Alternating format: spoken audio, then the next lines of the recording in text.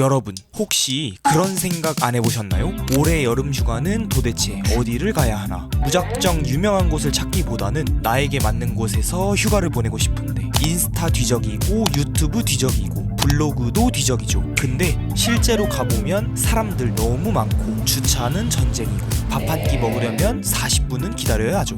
제가 3년간 여행 유튜브를 하면서 느낀 점은 나의 취향과 감성이 맞는 곳에서 시간을 보내는 것만큼 힐링되는 순간은 없었다는 것입니다. 그냥 나한테 잘 맞는 곳에서 지금 내가 가고 싶은 그런 여행이 참으로 좋더라고요, 저는. 그래서 이번 영상에서는 어떤 성향의 사람이 어느 도시를 여행하면 좋은지에 대해 말씀드리고자 합니다. 부디 이 영상이 여러분들의 선택에 도움이 되었으면 하네요. 앞으로도 여행에 대한 정보를 쉽고 재미있게 얻고 싶다면 구독도 한 번씩 부탁드리겠습니다.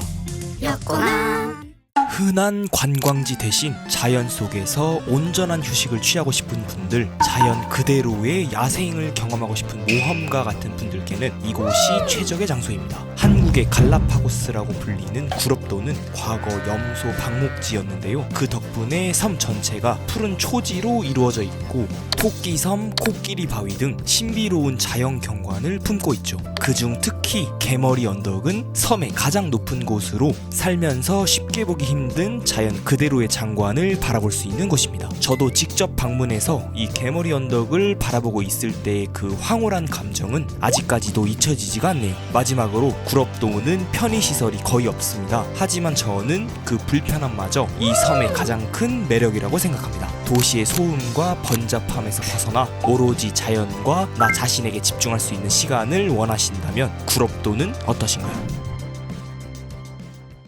아름다운 자연과 다채로운 경험을 동시에 즐기고 싶은 분들께 바칩니다. 어느 도심에서는 활기찬 매력을 느낄 수 있지만 또 어느 동네에서는 고즈넉한 시골의 감성과 운치까지 다양한 경험을 경험하고 싶은 분들에게 이 제주도는 최고의 선택이지 않을까 싶습니다. 저는 조용한 감성과 생각할 시간을 원하는 분들께는 고산의 낮, 고산의 밤이라는 북카페를 추천드리고 싶은데요. 낮에는 제주의 하늘과 고즈넉한 고산리 마을이 내려다 보이는 개인 책방 에서 시간을 보내고 해가 지면 음악과 위스키가 함께 있는 빈티지한 무드의 감성을 즐길 수가 있거든요. 혹시나 수많은 식당들 중 어느 곳에서 밥을 먹어야 하나 걱정이 된다고 한다면 차분한 귤밭뷰를 바라보며 맛있는 돈가스를 맛볼 수 있는 데미안도 가볍게 추천드리고 싶습니다. 사실 이 여행의 가장 큰 매력은 발견하는 즐거움에 있잖아요. 이미 너무나 유명한 제주 속에서 나만 아는 숨겨진 장소를 발견하는 기쁨, 그곳에서 나를 돌아보고 새로운 영감을 얻는 특별한 경험을 하는 시간이 되었으면 좋겠습니다.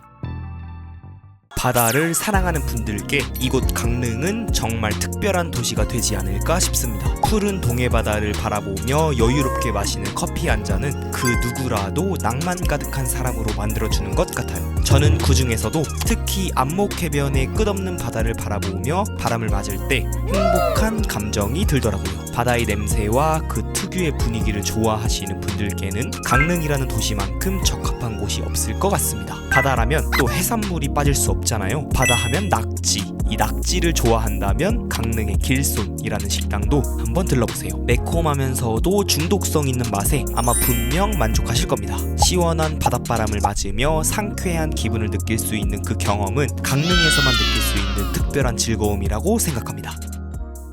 어렸을 적 수학여행의 필수 코스였던 경주, 다들 그 시절이 기억나시나요? 그때는 그냥 친구들과 하하호호 떠들며 즐기느라 시간 가는 줄 몰랐지만 나이를 어느 정도 먹고 다시 온 경주의 모습은 또 다르게 느껴지더라고요. 어른이 되어 다시 만난 경주는 또 다른 감동을 주는 것 같습니다. 개인적인 생각이지만 이 도시 전체가 하나의 박물관 같다라는 생각도 들더라고요. 대릉원을 거닐며 신라시대의 왕들이 떠오르고 그 시절의 지혜가 담긴 첨성대를 바라보며 감탄이 나오기도 하고 경주의 대표적인 야경 명소인 봉궁과 월지에서 바라보는 달빛은 참으로 여러가지 감정이 교차하는 순간이었습니다. 과거의 지혜를 엿보며 평화로운 휴가를 보내고 싶다면 저는 이곳 경주를 강력 추천합니다.